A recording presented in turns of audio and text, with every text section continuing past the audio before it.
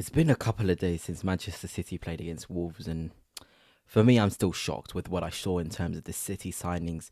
And I think, in terms of everyone collectively over the weekend, over game week one, Manchester City impressed me the most. Every single one of Manchester City's players performed to a level in which I didn't see across the weekend.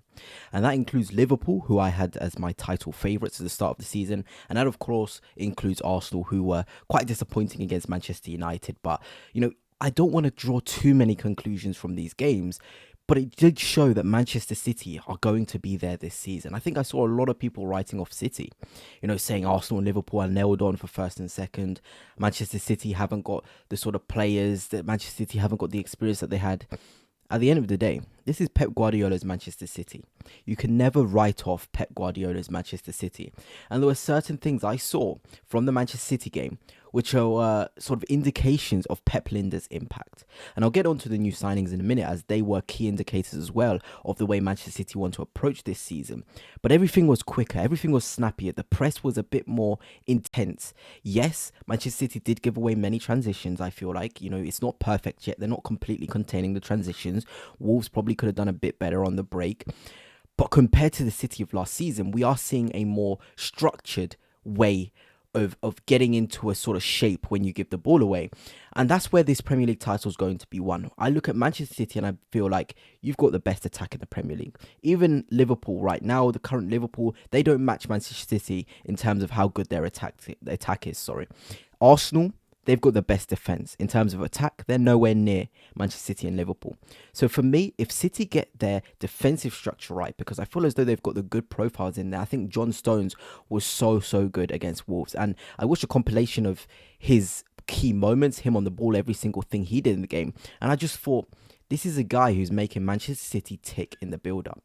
One thing in which Manchester City didn't have last season was the progressive nature from the back. And I feel like the injuries of Stones last season, Diaz as well, didn't help. I don't think there was a consistent, probably 5 games in a row in which you could have all the defenders available. And we've seen in this division, if you get injuries, you're going to suffer. Liverpool 2 seasons ago, they had the worst injuries out of everyone. They suffered the most. Arsenal had the worst injuries last season. They suffered the most in terms of, I know City were not performing to the levels that we expect them to, but I think Arsenal had the worst injuries.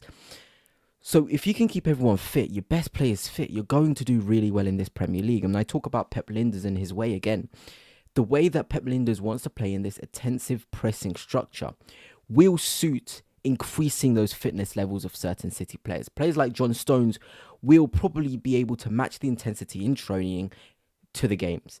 And it's a lot harder to do that when in training you're probably doing slower drills with Pep Guardiola. And I'm not saying this from somebody who's been watching every single training session, but you would assume most of the stuff is in possession stuff, because you're always sort of up against teams which sit in the low and the mid block. But I feel like with Pep Lijnders, there's this onus on pressing, getting in a good defensive structure to be able to then counter and go forward. I feel like, against Wolves, we already saw the quality of Manchester City on the break, and I always want to point to the other teams that played over the weekend, like Arsenal.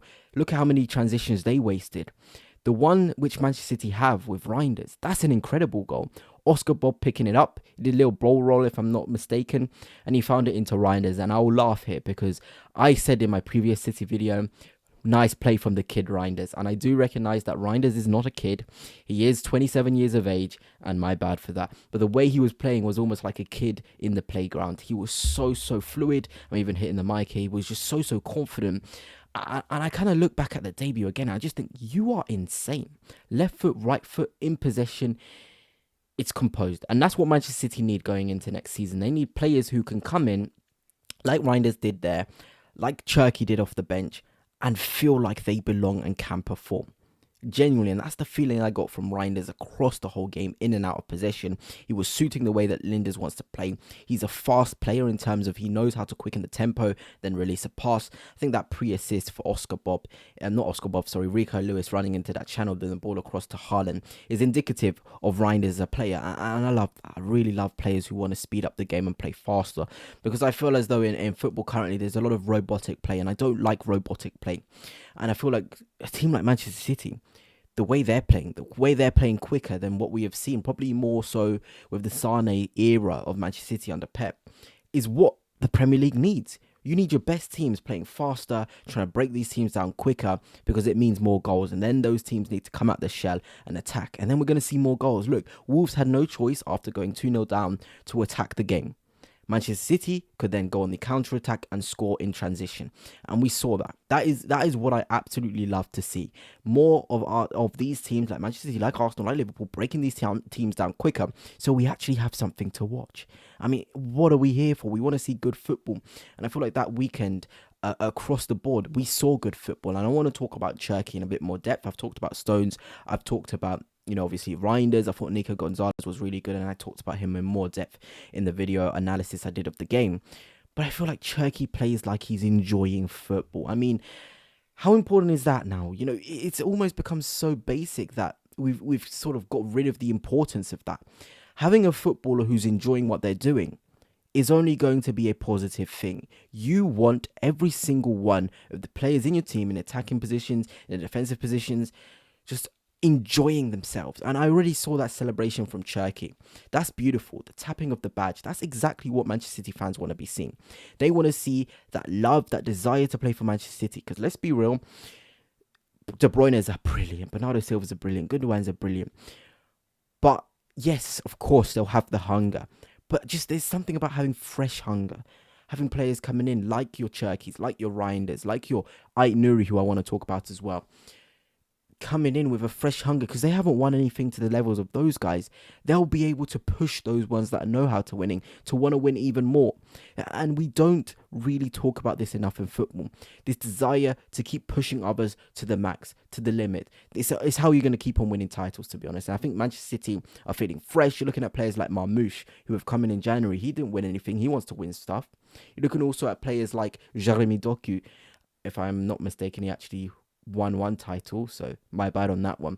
But you're looking at Nico Gonzalez's, you're looking at Husanov, you're looking at, across the board of those new signings, Trafford as well. If he's given that number one berth, we see that, Edison might be going to Galatasaray. We see Akanji might be going to Galatasaray. Having those players with the fresh hunger, the fresh desire, is just going to help Manchester City be even more lethal going into next season. I'm going to be so honest with you. That lethal killer instinct of Manchester City is absolutely going to be back. It's absolutely going to be back.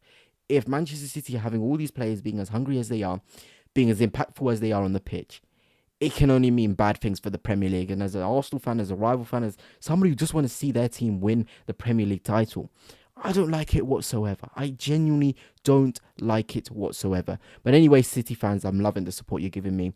Make sure to hit the subscribe and the like if you are a City fan. I'm going to be covering you across the whole season. But until next time, the next game, peace.